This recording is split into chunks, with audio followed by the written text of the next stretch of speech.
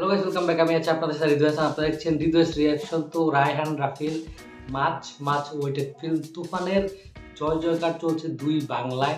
তুফান ঝড়ে কাবুকাজ সবাই, প্রত্যেকটা গণমাধ্যম থেকে শুরু করে যারা মুভি ক্রিটিক রয়েছেন প্রত্যেকের মন জয় করছে তুফান সিনেমার টিজার। তো তুফান সিনেমার টিজারটি আজকে রায়হান রাফি লঞ্চ করেছে। লঞ্চ করার সাথে সাথে এটি দুই বাংলায় ব্যাপক পরিমাণে ছড়িয়ে পড়েছে এবং জনপ্রিয়তা পাচ্ছে। সিনেমার প্রত্যেকটা ডিপার্টমেন্টকে সকলের প্রশংসায় ভাসাচ্ছেন। বিশেষ করে বাংলাদেশে যতটি গণমাধ্যম রয়েছে, আপনি যদি ফেসবুক বা ইউটিউব খোলেন, এখন প্রত্যেকটা জায়গায় শুধু তুফান আর তুফান।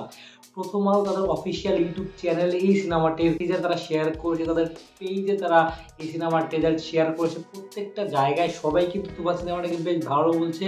আর একটা বিষয় যেটা হচ্ছে, কলকাতার যারা কন্টেন্ট ক্রিয়েটর রয়েছে, যারা মুভি রিভিউয়ার রয়েছে, যারা মুভি রিভিউ করে, তারা কিন্তু দেখবেন ম্যাক্সিমাম সময় বাংলাদেশের সিনেমা নিয়ে খুব বেশি বিনোদন পায়।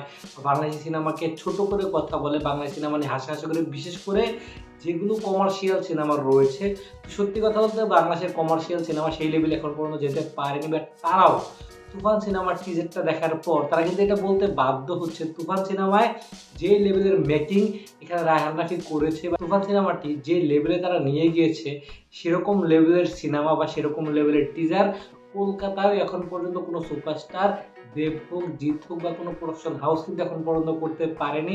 তো এরকম একটা লেভেল কিন্তু তুফান সিনেমাটা অ্যাচিভ করেছে। এবং অনেকেই, মানে আপনি দেখবেন তুফান সিনেমার সাথে কেজিএফ সিনেমার বা অ্যানিমাল সিনেমার অনেকগুলো পোর্শন কিন্তু মিল রয়েছে। তারপরেও কেউ কিন্তু এই সিনেমাটিকে ওই সিনেমাগুলোর সাথে তুলনা করে ছোট করছে না। সবাই কিন্তু বলছে ওই সিনেমার সাথে সিমিলারিটিস থাকার পরেও এই সিনেমাটা কিন্তু বেশ একটা লেভেল অব্দি পৌঁছেছে। যে একটা স্ট্যান্ডার্ড, সেটা কিন্তু তুফান টিম অ্যাচিভ করতে পেরেছে। তো এই সিনেমাটির শুটিং এখনো চলমান, শুটিং এখনো কমপ্লিট হয়নি। সাথে সাথে আমরা চঞ্চল চৌধুরীকে দেখতে পাচ্ছি চমক হিসাবে, যে কিনা এই সিনেমায় খুব অল্প সময়ের জন্য থাকলেও তাকে কিন্তু টিজারে ব্যবহার করে এই সিনেমাটার হাইপ কিন্তু আরো বেশি দূর নিয়ে গিয়েছে। সাথে সাথে এই সিনেমায় কিন্তু যিশি সেনগুপ্ত রয়েছে, যেটা আমরা এখনো রিভিল পাইনি।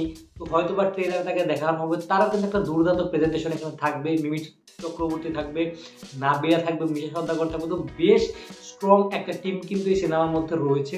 তো এই সিনেমাটা নিয়ে আমরা খুবই বেশি আশাবাদী। আমরা সকলেই চাই এই সিনেমাটি বাংলাদেশের ইতিহাসের শ্রেষ্ঠ সিনেমা হোক, এবং সেরকমই কিন্তু একটা ধাপে কিন্তু তুফান সিনেমাটা এগোচ্ছে।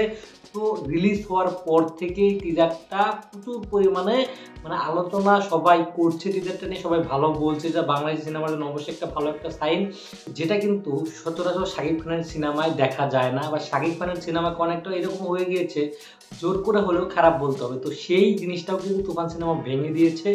এই সিনেমার টিজারকে কিন্তু কেউ খারাপ বলতে পারছে না, কোনো ডিপার্টমেন্ট না। প্রত্যেকটা ডিপার্টমেন্টে সবাই অনেক বেশি সারপ্রাইজ। দেখা যাক মুভিটা কেমন হয়। মুভিটা খুব বেশি ভালো এটাই আশা করি। তো আমি এই সিনেমাটা নিয়ে প্রচুর পরিমাণে এক্সাইটেড। টিজারটা আমি দেখেছি, সেটা রিয়াকশন ভিডিও আমি দিয়েছি, আপনারা যারা সেটা চেক আউট করতে পারেন। তো এটা বলার ছিল গাইজ। ভিডিওটা ভালো লাগলে লাইক কমেন্ট সাবস্ক্রাইব করতে ভুলবেন না। দেখা হচ্ছে নেক্সট ভিডিওতে। Till then take care.